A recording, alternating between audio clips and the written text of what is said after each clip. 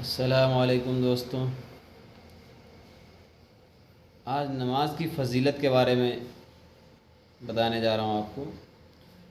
حضرت ابو ہریرہ رضی اللہ عنہ روایت کرتے ہیں کہ نبی کریم صلی اللہ علیہ وسلم نے فرمایا، 5 نمازیں ان گناہوں کو جو ان نمازوں کے درمیان ہوئے مٹا دیتی ہیں، اور اسی طرح ایک جمعے سے دوسرے جمعے تک کے گناہوں کو مٹا دیتی ہیں، جبکہ بڑے گناہوں سے بچا رہا ہو۔ یہ حدیث مسلم کتاب الطہارت حدیث نمبر 233۔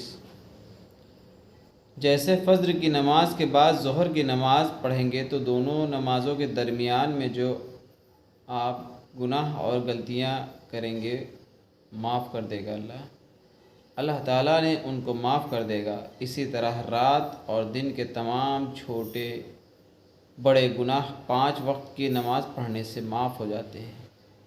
گویا 5 نمازوں کے پڑھتے رہنے سے مسلمانوں کا اعمال نامہ ہر وقت پاک صاف رہتا ہے، یہاں تک کہ انسان نماز کی برکت سے دھیرے دھیرے چھوٹے گناہوں سے دور رہتے ہوئے بڑے گناہوں کو سوچ کر ہی کانپ اٹھتا ہے۔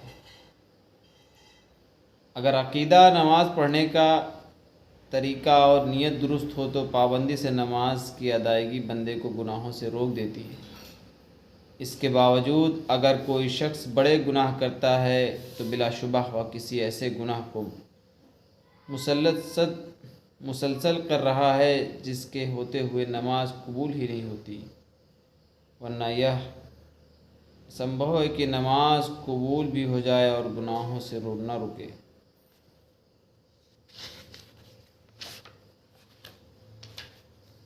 حضرت ابو ہریرہ رضی اللہ عنہ روایت کرتے ہیں کہ نبی کریم صلی اللہ علیہ وسلم نے فرمایا، صحابہ نے فرمایا، بھلا مجھے بتاؤ تو صحیح، اگر تمہارے دروازے پر نہر ہو اور تم اس میں روزانہ 5 وقت نہاؤ تو کیا پھر بھی بدن پر میل کچیل باقی رہے گا؟ صحابہ نے کہا، نہیں۔ آپ نے فرمایا، یہی بات 5 نمازوں کی ہے، اللہ تعالیٰ ان کے سبب گناہوں کو معاف کر دیتا ہے۔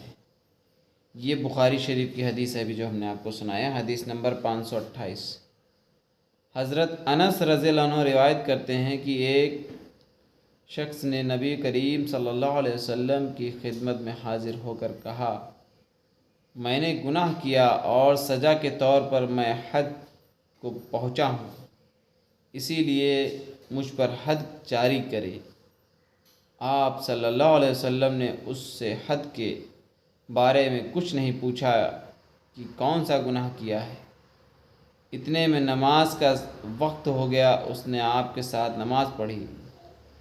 جب آپ نماز پڑھ چکے تو وہ شخص پھر کھڑا ہو کر کہنے لگا، اے اللہ کے رسول، بلا شبہ میں حد کو پہنچا، اس لیے مجھ پر اللہ کا حکم ہوا کہ لاگو کیجیے۔ آپ نے فرمایا، کیا تو نے ہمارے ساتھ نماز نہیں پڑھی؟ اس نے جواب دیا، پڑھی۔ آپ نے فرمایا، اللہ نے تیرے گناہ معاف کر دیے۔ اللہ کی رحمت اتنی کشادہ ہے کہ نماز پڑھنے کی وجہ سے اس کا گناہ جسے وہ اپنی سمجھ کے مطابق حد کو پہنچنا کہہ رہا تھا، معاف کر دیا۔ معلوم ہوا کہ نماز گناہوں کو مٹا دیتی ہے۔ ابو ذر رضی اللہ عنہ سے روایت ہے کہ نبی کریم صلی اللہ علیہ وسلم جاڑے کے موسم میں باہر نکلے۔ پتجھڑ کا موسم تھا۔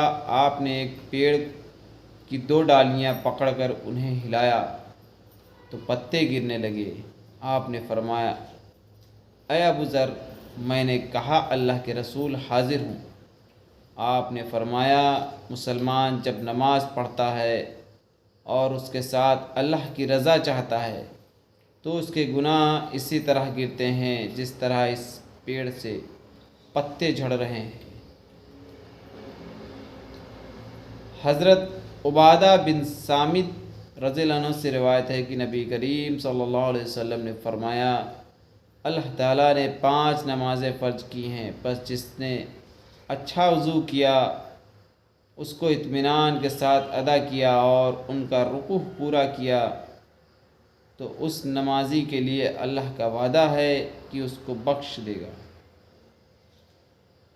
اللہ تعالیٰ نے حضرت عمار بن خبا رضی اللہ عنہ روایت کرتے ہیں کہ نبی کریم صلی اللہ علیہ وسلم نے فرمایا، جو شخص سورج کے ڈوبنے اور نکلنے سے پہلے یعنی فجر اور عصر کی نماز پڑھے گا، وہ شخص ہرگز آگ میں داخل نہیں ہوگا۔ یہ مسلم شریف کی حدیث ہے، کتاب المساجد، حدیث نمبر 634۔ حضرت عثمان رضی اللہ عنہ روایت کرتے ہیں کہ نبی کریم صلی اللہ علیہ وسلم نے فرمایا،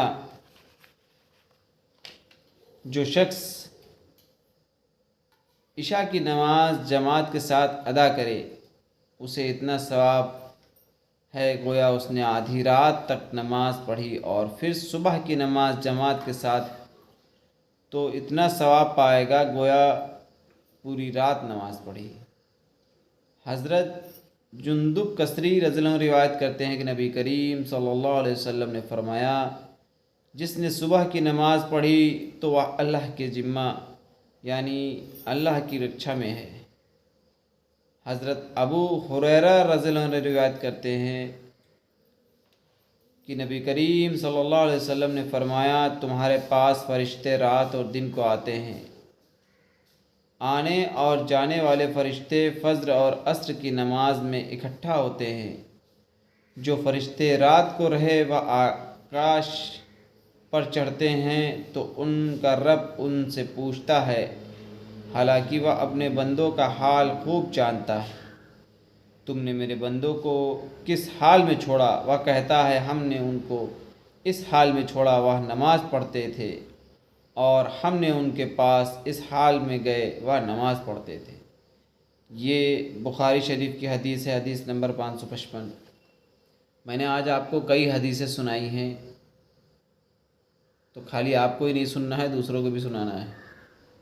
تو حدیث جو میں نے آپ کو سنائی ہے، اس ویڈیو کو شیئر ضرور کریے گا تاکہ دوسروں تک بھی باتیں پہنچیں۔ السلام علیکم ورحمۃ اللہ وبرکاتہ۔